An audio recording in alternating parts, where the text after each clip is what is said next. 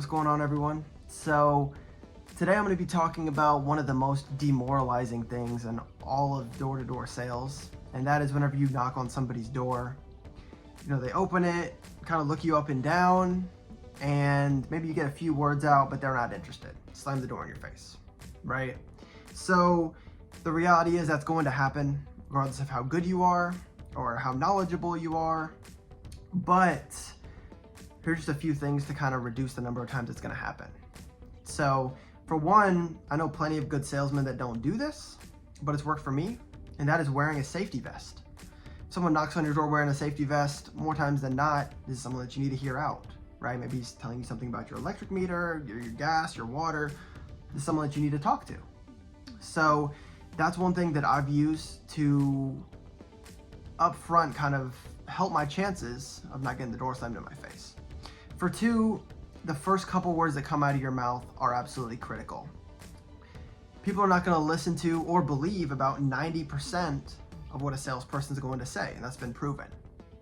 So the first couple things that you say, if you can catch their attention with that, that's going to help you out tremendously. So for me, right now I'm selling loans. So I am a vendor for a government program that has been able to help out some of your neighbors, right? And whenever I go into a new area, I always stop by the homes that already have solar and get their take on it. Do they like it? How long have they had it? Do they still have a bill with their utility company? Basic questions to kind of gauge how they feel about it. Because people are going to drive by, ask them questions about it, and obviously people are going to know whether or not Nelson on the corner likes his solar or not. If he does, that's great. If he doesn't, more than likely you're going to get that objection. Well, he said he doesn't even really save that much money. If you've already talked to Nelson and you know why he doesn't save money, maybe he has an undersized system. Maybe he doesn't have good sun coverage, and you can explain that. For his home, it didn't make sense. He shouldn't have went solar. I wouldn't have sold him solar.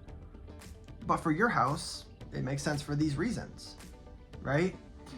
But those first couple of words, and that's been something that's gold for me, is just saying that you're a vendor for a government program.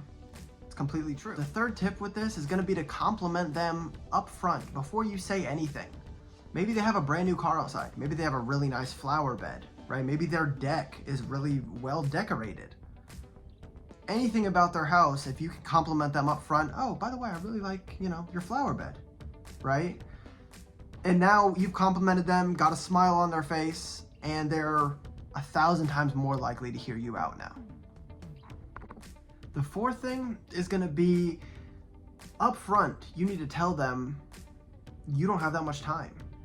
You're a busy person, right? So what I like to say is I have to go here in a second, right? As soon as I kind of open up, by the way, I have to go here in just a second. I'll keep this super quick because I have to go, right?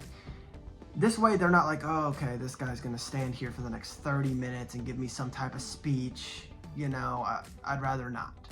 With this, you're telling them, I have to go here in a second. I'm gonna tell you this right now and I'm out of here.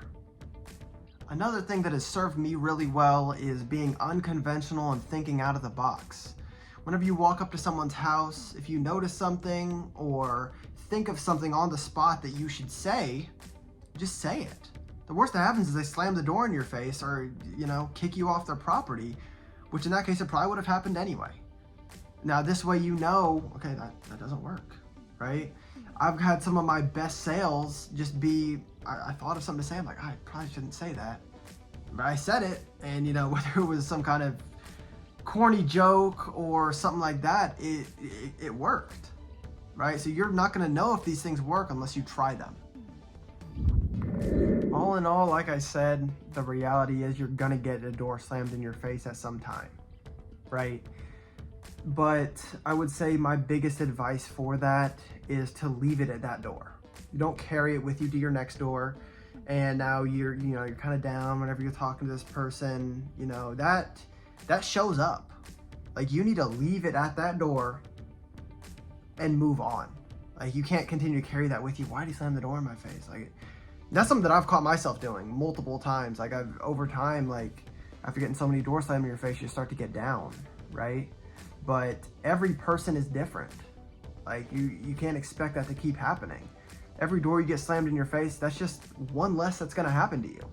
It's just a numbers game. So continue to get out there and kill it.